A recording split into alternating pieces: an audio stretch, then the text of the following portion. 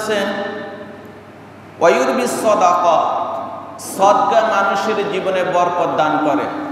সদকা, কেউ যদি সদকা করে, দান খয়রাত করে, যেমন কেউ যদি একটা টাকা আল্লাহর রাস্তায় দান করে, আল্লাহ তাআলা এই এক টাকার বিনিময়ে সে যখন একটা টাকা দান করছে, হাদিস শরীফের মধ্যে বলা হয়েছে স্বয়ং আল্লাহ তাআলা ওই দানটা তার নিজ হাতে গ্রহণ করে এবং তার এই দানটাকে আল্লাহ তাআলা ওইভাবে লালন পালন করে যেভাবে কোনো ব্যক্তি তার ওটের বাচ্চাকে খুবই যত্ন সহকারে লালন পালন করে। আল্লাহ তাআলাও তার এই একটা টাকাকে এইভাবে লালন পালন করতে থাকে এবং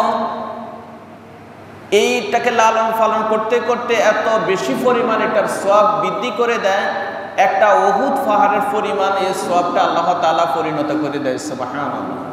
আপনি দান করছেন 1 টাকা, কিন্তু আল্লাহ তাআলা এই সওয়াব বৃদ্ধি করতে করতে আপনাকে একটা উহুদ পাহাড় পরিমাণ, এই সম পরিমাণ সওয়াব আপনার আমলনামা দিতেছে। আল্লাহু আকবার।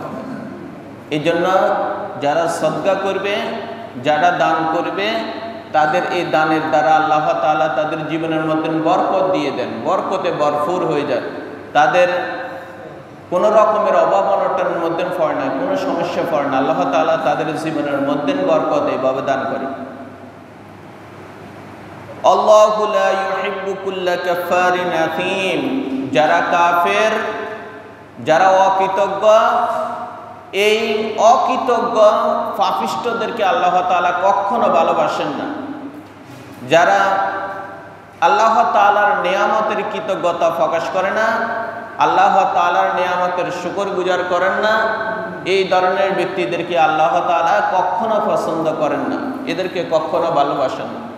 তাহলে আমরা বুঝলাম যে সুদের দ্বারা মানুষের সম্পদের ক্ষয় হয়, সম্পদ তার ধ্বংস হয়ে যায়, আর দানের দ্বারা তার সম্পদ আল্লাহ তাআলা বর্ধিত করে দেন, বৃদ্ধি করে দেন।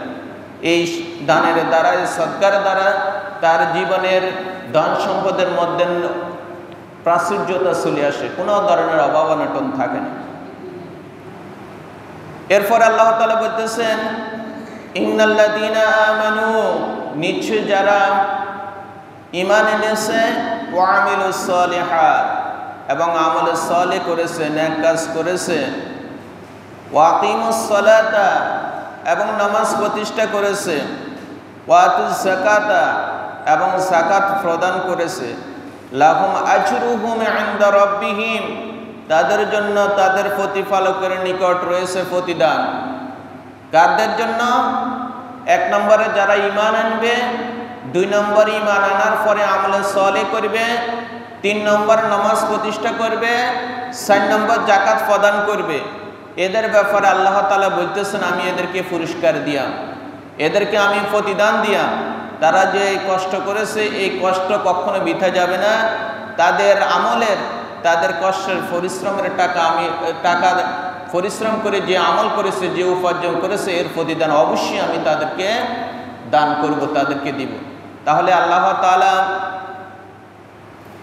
ঈমানদারদেরকে এই সুসংবাদটা দিতেছেন এবং এর সাথে সাথে আরো বলতেছেন ওয়ালা খাউফুন আলাইহিম, পরকালে এই কঠিন মুহূর্তে তাদের কোনো ভয়ের কারণ হবে না, সেদিন তাদের কোনো ভয় থাকবে না।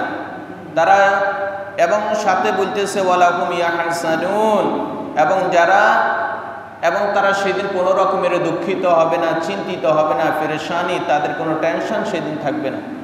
তাহলে আমরা বুঝলাম যারা ঈমান আনবে, সঠিকভাবে আমলে সালেহ করবে, নামাজ প্রতিষ্ঠা করবে, যাকাত দিবে, আল্লাহ তাআলা কিয়ামতের দিন তাদেরকে উত্তম প্রতিদান দিবেন এবং তাদের ভয়, চিন্তা, পেরেশানির কোনো কারণই সেদিন থাকবে না।